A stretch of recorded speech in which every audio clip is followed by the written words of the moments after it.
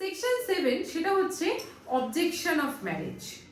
ঠিক আছে, যেই ডেটে নোটিশটা দেওয়া হলো, নোটিশ দেওয়ার পর সেকশন 6 এ বলছে কি আমি এন্ট্রি করছি। ঠিক আছে, এরপর 30 ডেজ টাইম দেওয়া হয়। আমি বললাম না ফার্স্টেই যে এখানে যাই হবে 30 ডেজের ডিউরেশনে। ঠিক আছে, তো এখানে দেওয়ার পরে নোটিশটা দেওয়ার পরে এখানে আমি 30 ডেজ টাইম পাচ্ছি। ঠিক আছে, এই 30 ডেজটাতে কি হবে যে যদি এই মানে ম্যারেজটা রিলেটেড কারোর অবজেকশন থাকে তাহলে তাকে এই 30 ডেজের মধ্যে সেটা জানাতে হবে। ঠিক আছে, দুটো যে পার্টি যারা intending parties to the marriage তারা যে ম্যারিজটা যে করছে সেটার মধ্যে যদি কারোর অবজেকশন থাকে রিগার্ডিং দিস ম্যারেজ, এবার এই অবজেকশনটা কোন গ্রাউন্ডে হতে পারে? সেকশন 4 যেটা এসেনশিয়াল কন্ডিশনস আমরা পড়েছি, essential conditions of valid marriage, এই সেকশন 4 এর কোন গ্রাউন্ডকে ভায়োলেট করছে বলে তুমি অবজেকশন করতে পারো। ঠিক আছে, আইদার সেটা হয়তো হতে পারে যে এজটা কমপ্লিট হয়নি, বা তারা ডিগ্রি অফ প্রহিবিটেড রিলেশনশিপে পড়ছে, বা ধরো they have a spouse living at the time of the marriage. ঠিক আছে, বা কি হতে পারে যে ওই ইনস্যানিটি গ্রাউন্ডস গুলো আসবে। ঠিক আছে, এই সেকশন 4 এর ওয়ান অর মোর গ্রাউন্ডস এর আন্ডারে হচ্ছে অবজেকশন দেওয়া যায় under section 7 of special marriage act. বোঝা গেছে? ক্লিয়ার? আচ্ছা, এবার ধর এই 30 ডেজ টাইম পিরিয়ডের মধ্যে কোনো অবজেকশন পড়েনি, কেউ অবজেকশন দেয়নি। ঠিক আছে, তখন কি হবে?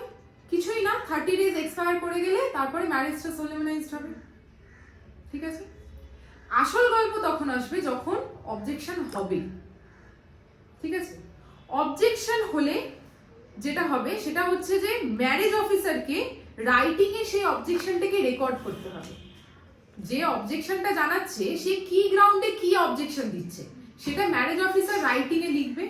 কোথায় লিখবে? সেই ম্যারেজ নোটিশ বুকে। বোঝা গেছে? সেই ম্যারেজ নোটিশ বুকে তার যেটা অবজেকশন মানে যেটা জানানো হচ্ছে সেটা রাইটিং এ লিখছে কে? Marriage officer. বোঝা গেছে? এবার ধর ম্যারেজ অফিসার যখন লিখছে সে তার নিজের ওয়ার্ডসে লিখছে, সামনে যত নাও বুঝতে পারে। সেজন্য যদি নেসেসারি হয়, ইফ নেসেসারি, যে অবজেকশনটা জানাচ্ছে তাকে পড়ে শোনাতে হবে যে কি অবজেকশন সে নোট ডাউন করলো। বোঝা গেছে? वो किसको पढ़ के सुनाएगा? जी, जो ऑब्जेक्शन कर रहे हैं उसको पढ़ के सुनाएगा। क्योंकि जब सोचो तुम बोल रही हो, लिख हम रहे हैं, अब सोचो हम जब लिख रहे हैं अपने लैंग्वेज में लिख दिए, सोचो हम इंग्लिश में लिख दिए। अब सोचो जो ऑब्जेक्शन करने आया है उसको मालूम ही नहीं, आता ही नहीं है, समझ में ही नहीं आया क्या लिखा है, उसको बोले कि पढ़ के देख लो, उसको नहीं पढ़ने आ रहा है तो उसको पढ़ के समझाना भी पड़ेगा कि क्या लिखा है। समझ गए?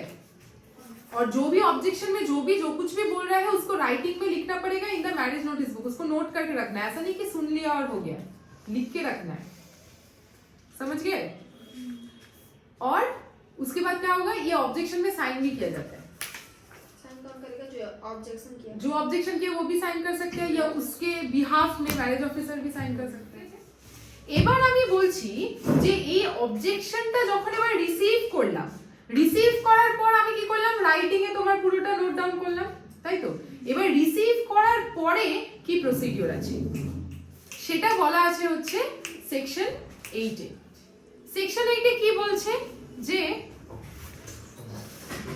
যখন একটা অবজেকশন রিসিভ করছে ম্যারেজ অফিসার তখন কিন্তু যতক্ষণ না পর্যন্ত সেই অবজেকশনটাতে কোনো ইনকোয়ারি করা হচ্ছে ততক্ষণ পর্যন্ত ম্যারেজ কিন্তু হবে না। जब ऑब्जेक्शन हम रिसीव करें सेक्शन 7 के अंदर, तो उस ऑब्जेक्शन के अंदर जब तक तुम्हारा मैरिज ऑफिसर प्रॉपर्ली इंक्वायरी नहीं कर लेता तब तक वो शादी, that marriage won't be solemnised. फार्स्टे इंक्वायरी হবে, সমস্ত প্রসিডিওর হবে, তারপরে সে বিয়েটা হতে পারে। যতক্ষণ না ইনকোয়ারি হচ্ছে, নরমালি ইনকোয়ারি না হলে 30 ডেজ পিরিয়ড ওভার হয়ে গেলে ম্যারেজটা হতো। ঠিক আছে, এখন যেহেতু অবজেকশন আছে ওই প্রসিডিওরে এখন কিন্তু ম্যারেজটা আর হবে না। বোঝা গেছে? আচ্ছা, এবার যখন সে ইনকোয়ারি করলো, ইনকোয়ারি করার পর দেখছে যে এমন কোনো গ্রাউন্ড নেই যার জন্য ম্যারেজটাকে আটকানো হবে।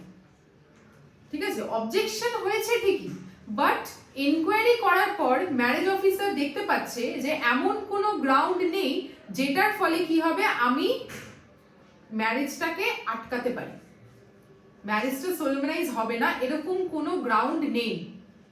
ঠিক আছে, সেই ক্ষেত্রে কি হবে, ম্যারেজটা হবে। ঠিক আছে, আরেকটা কি হতে পারে, যে ধর ম্যারেজ অবজেকশনটাকে উইথড্র করে নেওয়া হয়েছে, ঠিক আছে, উইথড্র করে নেওয়া হলেও 30 ডেজ পর ম্যারেজটা হবে, আর এনকোয়ারি করার পর যদি দেখা যায় যে কি ম্যারেজটাকে প্রিভেন্ট করার কোনো গ্রাউন্ড নেই, তখনও ম্যারেজটা হতে পারে।